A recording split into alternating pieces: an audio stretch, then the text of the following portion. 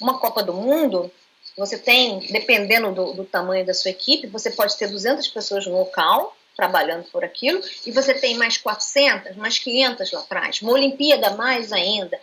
Fórmula 1, eu já cheguei a credenciar 800 pessoas para fazer uma Fórmula 1 em São Paulo.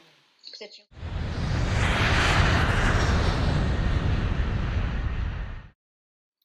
Olá, Ana, muito obrigada por ter aceito o meu convite de compartilhar histórias um pouquinho, principalmente relacionado ao esporte. Obrigada. Imagina, eu que agradeço o seu convite, vai ser um prazer. Bom, Ana, aqui o nosso objetivo é contar a história pra galera, para ajudar a aliviar um pouquinho essa coisa de pandemia. Se a gente pudesse resumir a sua vida profissional em pouquíssimas palavras, não vou dizer uma palavra que isso fica muito complicado, mas em poucas palavras, quais seriam? O que você já fez? Perrengue, eu vou resumir uma palavra, perrengue. Perrengue, que é roubada. Você administra problema. Produtor, principalmente produtor executivo, é aquele que administra problema. Quando não tem problema nenhum, quando não falam nada, tá tudo ótimo, né? No news, good news. Então, é administrador de problema, de encrenca. Então, o meu trabalho é esse. E vamos ser sinceros, se não tem um probleminha, não tem emoção, né? Às vezes você tem emoção demais, né? Com emoção e sem emoção.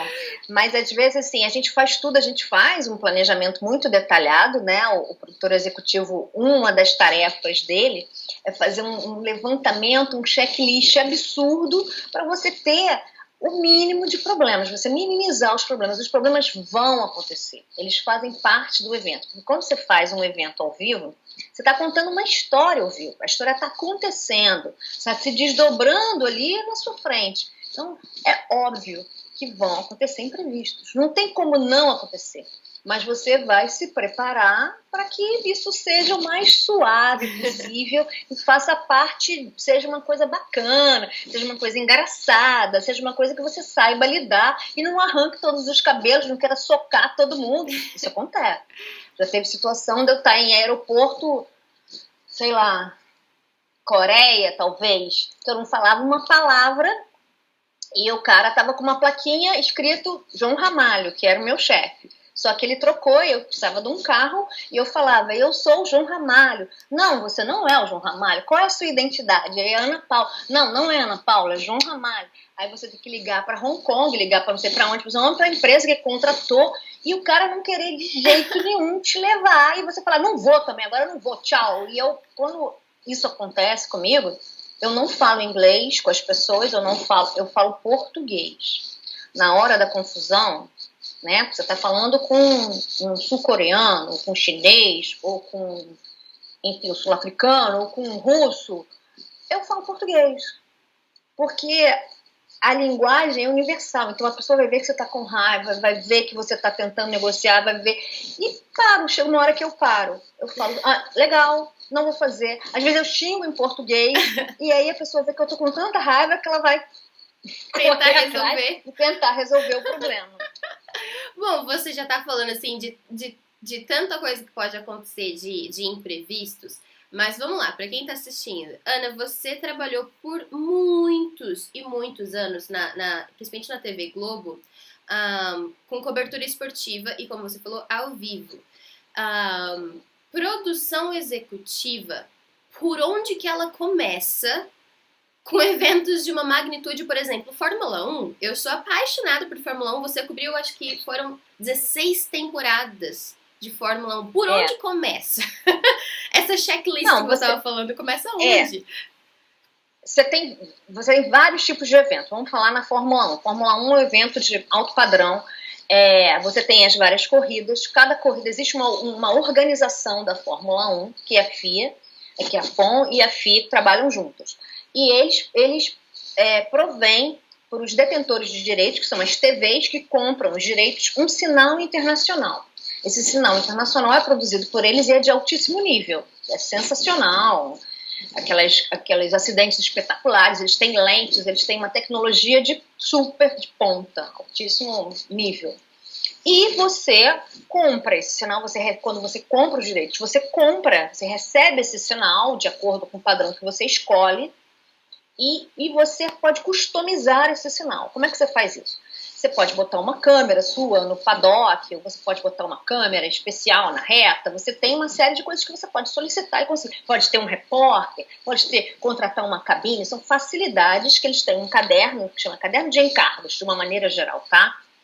E esse caderno você pode comprar vários pendurucalhos, vamos chamar assim para facilitar, que você pode ir associando à sua transmissão. O produtor executivo faz isso, discute com a direção da empresa, com a filosofia da transmissão. O que você quer mostrar? Tem piloto brasileiro? Então nós vamos botar uma câmera especial no box. Esse piloto foi contratado agora vamos botar isso, vamos fazer aquilo. Essa corrida é super importante, então a gente vai ter um narrador no local, um comentarista, nós vamos ter 2 repórteres, um vai estar no boxe, o outro vai estar no ceão. Então depende do formato que você quer, depende da quantidade de dinheiro que você tem, que é muito importante, porque essas coisas são caras, são bem caras. Depende da resposta da sua audiência, depende do seu patrocinador. Então, tudo isso vai fazendo uma composição de como você vai transmitir o seu evento. A gente está falando de Fórmula 1, então são várias etapas. Agora, se você pegar um futebol, que é uma coisa que no Brasil que é mais comum, é a mesma coisa. Você que vai transmitir, quantas câmeras você vai transmitir? Vamos transmitir com 10 câmeras. Qual é? É o início do campeonato? É o final do campeonato? É um jogo especial? É um clássico? É uma semifinal? Tem muita torcida? Não tem torcida? Tudo isso tem uma série de variáveis que vão fazer você discutir o formato da sua transmissão. E aí decidimos, vai ser um jogo, vão ser 12 câmeras, a gente vai ter 2 repórteres, a transmissão vai ser no local, o narrador vai estar no local, isso tudo você vai preparando. Então a gente precisa falar com a engenharia, às vezes a empresa tem o seu próprio equipamento, vamos chamar engenharia, esse tipo de unidade móvel, que fica onde se faz a transmissão, tem não sei quantas câmeras, vamos usar essa, não vamos usar, não tem, essa está ocupada, então vamos contratar no mercado, vamos achar um provedor, a gente quer uma lente especial para a câmera 3, para pegar o detalhe, queremos botar uma câmera dentro do gol, não queremos, isso tudo você vai desenhando, várias pessoas, não sou eu só, é um grupo de pessoas, aliás, televisão, não existe uma pessoa que faça televisão. Televisão é feita em grupo. Não existe isso. Quando a gente vê lá o repórter falando, por trás dele tem um número absurdo de pessoas. Um jogo de, final de campeonato brasileiro, você tem mais de 100 pessoas envolvidas. No local, fora do local, muito mais. Uma Copa do Mundo, você tem, dependendo do tamanho da sua equipe, você pode ter 200 pessoas no local, trabalhando por aquilo, e você tem mais 400, mais 500 lá atrás. Uma Olimpíada, mais ainda. Fórmula 1, eu já cheguei a credenciar 800 pessoas para fazer uma Fórmula 1 em São Paulo. Você tinha um sinal, era uma época que a gente fazia o sinal, não era a FON que providenciava o sinal, era a própria TV Globo na época que fazia o sinal da corrida. A gente tinha um sinal internacional, tinha um sinal pro Brasil. Você tinha que prover uma série de coisas para os outros detentores que vinham, né? Você tinha que providenciar a cabine, uma série de requisitos, que isso era uma atribuição da empresa que fazia o host broadcast, né? Que recebia, que produzia o sinal. Então era muita gente envolvida. É um trabalho bem detalhado e você precisa de muito, muito planejamento. Então, assim, um jogo de seleção brasileira, quando eu fazia, a gente começava a pensar num jogo 2, 3 meses antes. Era isso que eu ia perguntar. Quando começa o preparo? Então, para jogo, por exemplo, de seleção brasileira de futebol, sendo no Brasil, quanto tempo de preparação? Antes do apito inicial? Você tem um calendário, tá? No início do ano, a FIFA, até nos anos anteriores, a FIFA solta um calendário com as possíveis datas FIFA, né? E nesse período você pode ter jogos, desde jogos amistosos ou jogos para classificação para a Copa do Mundo, são datas em que os clubes do mundo todo têm que liberar os jogadores. Salvo raras exceções, eles são liberados. Então, o técnico dispõe daqueles jogadores. Então, daquele período, geralmente são 2, 3, uma semana, na verdade, mais ou menos isso. E aí, geralmente, tem amistosos dentro do Brasil ou fora do Brasil, ou jogos classificatórios para das eliminatórias dentro do Brasil e fora do Brasil. Agora está parado aqui na América Latina, né, na América do Sul, parou isso por causa da pandemia. Tem um jogo agora em março e não teve. Uau. Geralmente tem em março, tem em agosto, tem em setembro e tem em novembro. Às vezes, eventualmente tem um em julho também. Depende muito do calendário do ano, de como é que estão os jogos, mas geralmente é isso. Então você sabe com muita antecedência, né? Você já se programa. Tem possibilidade do jogo, o jogo você sabe que vai ser, por exemplo, na Argentina e no Brasil. Então você já sabe que no Brasil onde é que vai ser, você fica tentando descobrir. Na Argentina vai ser em Buenos Aires, vai ser em Rosário, onde é que vai ser? Dependendo do local, você já começa a se preparar. Ou se vai ser em Rio, São Paulo, se vai ser no Nordeste, se vai ser na Amazônia, se vai ser no Sul, você começa a se programar para isso. Você sabe com uma antecedência de mais ou menos 2 meses, 3 meses, e você tem que, quando você sabe onde vai ser o jogo, hora, tudo, aí você deslancha o seu planejamento, com que tipo de engenharia você vai trabalhar, a parte de tecnologia, você vai com quantas equipes, você tem equipe local, não tem equipe local, você tem que comprar passagem, você tem que comprar hotel, quantos dias vai chegar antes, quem vai na frente, quem não vai na frente. A gente tem localmente, tem equipe que possa fazer isso. Eu tô falando em termos da TV Globo, tá? Uhum. Mas, no geral, é assim. Todas as TVs, elas se programam fazendo esse tipo de planejamento. Copa do Mundo, então, você acaba uma Copa do Mundo, você já começa a pensar na outra. Uau! Mas planejamento pesado mesmo, 2 anos. Você chegou a fazer a Copa do Mundo do Brasil? Eu fiz 4 Copas do Mundo. Eu fiz a Copa do Mundo da Alemanha, eu fiz a Copa do Mundo da África do Sul, que foi sensacional. A Copa do Mundo do Brasil e a Copa do Mundo da Rússia. Eu fiz essas 4 Copas do Mundo. No futebol masculino profissional. Eu fiz outras Copas do Mundo, mas eu fiz porque Copa do Mundo, todo mundo só considera a principal, mas eu fiz também em futebol de areia, eu fiz em futebol de salão, eu fiz em sub-17, eu fiz... que mais? Vem lá, tem muita coisa aí que eu fiz de Copa do Mundo, mas assim... As grandes, assim, as consideradas Copas do Mundo, que a gente fala da FIFA, quer dizer, todas essas são da FIFA também, de sub-17, de futebol de salão, de beach soccer, eu também fiz. Também são da FIFA, mas a gente sempre considera a seleção masculina principal. E a feminina tá explodindo por aí, que é uma coisa que tá começando a acontecer muito é o futebol feminino. O futebol feminino já está explodindo no mundo todo e vai começar a explodir no Brasil de uma maneira muito imediata. Diria que a médio prazo. Já está na hora, 6 meses, né? 1 ano. Já passou. Deu uma freada por causa da pandemia. Mas, assim, hoje em dia, o público feminino de futebol já está em torno de 40%, 45%. Então, a tendência é que isso exploda, porque você imagina a quantidade de marca que vende para a mulher. E é um mercado totalmente inexplorado, né? Na verdade, não é inexplorado, você tem. Porque a mesma coisa que você vende para homem, você vende para mulher. Só que para mulher você vende mais. Né? O consumo feminino é maior, se você imaginar. Né? Nossa, que legal você falar disso. O consumo é maior. Porque acho que já passou da hora desse consumo... seu resultado justamente de colocar essas meninas na mídia, de colocar essa modalidade.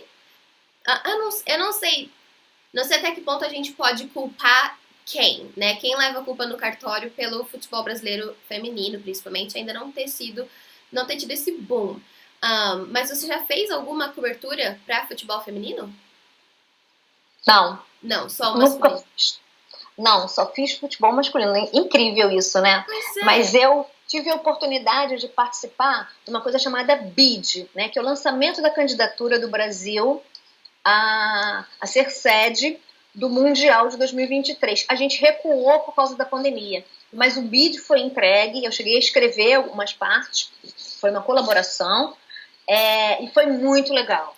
Uau. Ganhou a Austrália e a Nova Zelândia com uma candidatura sensacional. Elas trabalharam maravilhosamente bem. Elas estão assim à frente da gente, estão mesmo, e a gente tem que reconhecer e aprender com elas, e fizeram um trabalho muito bom. A gente tirou a candidatura porque, por questões internas no Brasil, a gente não teve uma assertividade do governo federal dizendo que poderia bancar algumas coisas, e sem isso a gente não teria como concorrer. Mas a candidatura também estava muito bonita. São assim caixas e caixas e caixas de tudo que você pode imaginar, de todas as fases de uma competição, desde segurança, catering, estacionamento, broadcast, mídia.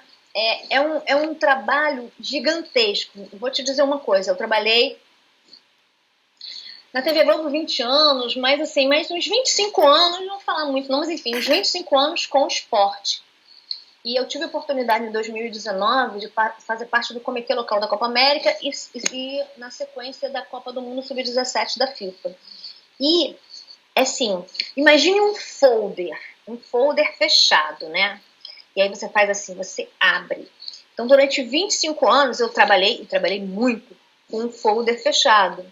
E aí eu fiz assim. Então eu abri um leque de uma maneira que eu pude aprender uma série de coisas, que os eventos, eles são muito mais do que só a transmissão. A transmissão é muito importante, muito. É um resultado, é o cartão de visitas. Se o evento é legal, a transmissão é maravilhosa. Mas você tem, para a transmissão acontecer, o que você abre, assim, um negócio fantástico. E eu sempre gostei muito de tirar os eventos do zero. Eu fazia moto velocidade logo que eu comecei na Globo em 99, tem tempo. Eu comecei a fazer moto velocidade. E era assim, a gente ia pro autódromo de Jacarepaguá botar aquilo lá de pé, porque eu não usava muito, usava, mas não estava no padrão. Aí tinha um lugar chamado Poço das Cobras, ou algo do gênero, Curva das Cobras, que tinha cobra mesmo, porque Jacarepaguá, né? E aí era um lugar específico que tinha que botar um praticável, né? Uma torrezinha para botar uma câmera. Uma vez eu fui lá ver, eu falei, meu Deus, eu vou entrar nesse negócio aí cheio de cobra, não sei o que. Aí o cara foi, capinou lá, tudo. Então, assim, eu adoro você tá no zero e você vê aquilo e construindo, aí vai passando e aí vai começando a ficar pintado, vai começando a fazer a infraestrutura, aí chegam as equipes, aí bota bandeirinha, aí o trânsito já é muito legal. É um negócio assim que você sai do nada e aquilo vai se construindo. E quando você faz Copa do Mundo, isso é muito nítido. Na África do Sul, eu fiquei 2 meses na África do Sul. Eu cheguei 1 mês antes da Copa acontecer e saí depois que ela acabou. 2 meses e pouco.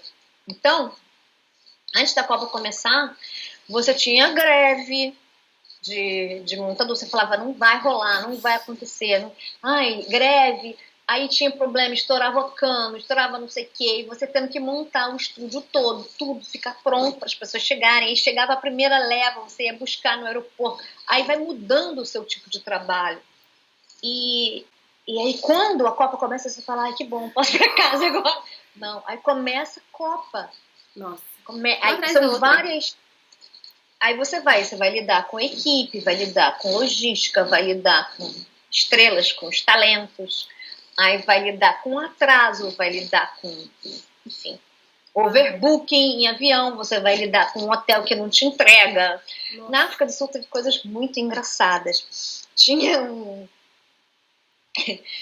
hotel que você ia, era o melhor hotel da cidade, onde que era? Rostov, eu não me lembro exatamente qual era a cidade, que a gente comprou, e você ganha da FIFA uns vouchers, né? Cada dia você apresenta um voucher para você ficar no hotel, né? Porque você não precisa ter o nome da pessoa. A facilidade é assim, se o repórter vai ser transferido para outro lugar, você pega o voucher dele, ele entrega para outra pessoa e outra pessoa entra. Legal. E aí o repórter entrou, pegou um voucher bonitinho, ia ficar 3 dias, entregou os 3 vouchers no hotel, e aí foi pro estádio, foi lá fazer o jogo, aí voltou 2 da manhã, acabou o jogo, fez matéria, cansada, graças a Deus, cheguei no hotel e tal. Tinha uma pessoa dormindo no quarto dele. Como? O hotel deu o quarto para outra pessoa. E as coisas dele lá, fechadas. E... Ana, olha só, tem uma pessoa, 2 da manhã, tem uma pessoa dormindo. Eu tava acordada ainda, né? Tem uma pessoa dormindo no meu quarto, não sei o quê. Aí você cai pra trás, aí liga pro hotel, pelo amor de Deus, não sei o quê. Aí tira, arruma outro quarto. Né? Então tem coisa assim. E perrengue, tem outras... perrengue tipo esse que você contou agora, no Brasil, pode ter sido na Copa do Mundo ou em qualquer outro evento que você tenha coberto, mas talvez Copa do Mundo acho que é melhor, é mais legal falar, porque é um evento que acho que tá todo mundo ligado, né? O Brasil inteiro tá ligado. O que aconteceu? Não aconteceu isso. Não aconteceu. O Brasil, assim, a gente fala muito mal do nosso país. O nosso país é legal, gente. Não teve atraso. Se você comparar com outros, não foi uma Copa, uau, maravilhosa, assim. Foi uma Copa muito legal. Não teve erro, não teve muito atraso de avião. Uau. Teve atraso de avião normal, como teria na Alemanha, como teria na França, como teria na Austrália, como teria nos Estados Unidos. Não teve overbooking de hotel. Foi tudo bonitinho, tudo redondinho. Você tinha, sim, a torcida estava muito legal, vibrante, as pessoas... O que você tinha era... A gente tinha um medo de acontecer alguma coisa, porque na Copa das Confederações teve muito protesto. Então você tinha um esquema de polícia muito pesado, isso te atrasava. Às vezes você tinha que chegar muito cedo no estádio por prevenção. Mas o trabalho em si foi tudo muito, muito amarrado. O que tinha, sim, você tinha aquela tropa que ia pro aeroporto, aí embarcava todo mundo, aí chegava, bota todo mundo em carro. É um trabalho que acontece em todos os lugares. Só que como era no Brasil, era muito mais gente. Uau! Né? Quando você vai para uma Copa, uma Olimpíada, são 200 pessoas. No Brasil, era muito mais, né? Uau. Todos os programas faziam, a cobertura era o tempo todo. Os meus pais, eles eram atletas. Minha mãe chegou a ser federada profissionalmente no vôlei, aí no Brasil. Então eu e meu irmão, a gente cresceu nesse meio. Então pra gente, tudo que tinha uma bola atraía a gente. Futebol, vôlei, tênis, todos os... Inclusive handball, que foi um esporte que você comentou comigo, que você tinha começado, que você tinha praticado, né? Nessa época de colégio. Aí vem a faculdade, você cursou jornalismo, e karatê foi a sua escolha pra educação física. Por que karatê? De onde veio isso? Não tenho a menor ideia. Deve ter sido porque o horário devia coincidir e eu tinha uma amiga que tinha um kimono, sei lá, não sei nem como é que chama aquilo, tem um nome certo, daqui a pouco eu vou lembrar. Tá. Mas enfim, e eu adorei. Porque eu sou muito agitada, não dá nem pra perceber, mas enfim. Sou muito agitada. E o karatê, primeiro que você tem uma malhação muito forte. Pra você começar a fazer os exercícios propriamente ditos, você tem uma malhação muito forte. Você tem que ter um condicionamento físico muito bom. E, cara, e o professor não tava nem aí, que era uma eletiva. Você tinha um condicionamento, tinha umas pessoas que treinavam, que eram da academia dele, e que eram que estavam ali na faculdade, mas também estavam treinando. Então era puxado pra caramba. E eu adorei, porque era uma hora assim que eu parava e que eu me dedicava mesmo. E assim, os próprios exercícios, né, os katares são ótimos. Tem uma coisa meio de dança, não é dança, mas tem uma coisa de dança, de você soltar o corpo, tem que ter uma concentração absurda para fazer os exercícios, os chutes. Então eu adorei. Eu só não continuei porque eu comecei a trabalhar. Senão eu acho que eu teria continuado. Quem sabe, né? Seria uma karateca hoje, né? Não sei se... Acho que não. Mas acho que sim. Eu até gostaria de voltar, sinceramente. Porque o que acontece comigo? Quando eu joguei handball, eu operei o menisco. Então eu não tenho um menisco aqui no externo. Uau. E aí, no karatê, você precisava de muita base. Então eu tinha que fazer muita força e tal. Isso foi bom, que você vai se superando. É legal. Uau. O exercício em si, o esporte de uma maneira geral, é muito legal. Né? Ele te inspira muito, ele faz você atravessar, se você leva a sério, ou se você... Aquilo é uma coisa, muitas vezes, lúdico, né? E eu trabalhei com política, eu trabalhei com outras coisas, trabalhei com polícia, trabalhei com cidade, trabalhei com tecnologia. E o esporte é uma coisa muito inspiradora, é uma coisa leve. Por mais que você tenha temas assim complicados, né, e delicados no esporte, é uma coisa positiva. Então, assim, é sempre muito bom. Eu acho essa questão de você contar uma história ao vivo, isso é maravilhoso, gente. É inesperado. Tudo pode acontecer. Por mais que você tenha desenhado, tenha um roteiro mais ou menos, aquilo foge completamente de qualquer possibilidade de você ter que estender sinal de satélite porque teve uma super prorrogação. Uau. Porque, enfim, e quando a gente está lidando com isso, nessa parte de infraestrutura, estende, não estende, custa dinheiro, então você tem que fazer, você tem que tomar decisões, assim, e às vezes acontecem problemas, caiu o sinal, vai para o outro, é tudo muito nervoso. É uma transmissão, a transmissão é muito nervosa, pelo menos no Brasil eu já vi transmissão em outros lugares, e é assim, ó, o cara só clica o dedo e fala, câmera 1, câmera 2, câmera 3, câmera... Vai assim, o diretor, é outro tipo, no Brasil não, no Brasil é uma efervescência, a gente grita, a gente não usa fone. Agora então, eu fiz umas transmissões pro DAZN no final do ano passado e você trabalha de máscara, né? Dentro da unidade móvel de transmissão. É que se eu falo caminhão, os caras da técnica me matam, da tecnologia me matam, não pode falar que é caminhão. É uma infraestrutura que é montada num caminhão, de vários eixos, enfim, mas se chama unidade móvel de transmissão. E fora é o OBIVAN, né, que gente, organização de broadcast de vídeo e áudio. Esse eu nunca lembro o que é, mas é algo do gênero, que chama OBIVAN, é uma abreviatura. E então é muito nervoso, muito pulsante. Então, a sua adrenalina sobe e desce o tempo inteiro e, assim, resolve-se problemas o tempo todo. Mesmo quando tá calmo, tem problema. Uau! Sempre tem.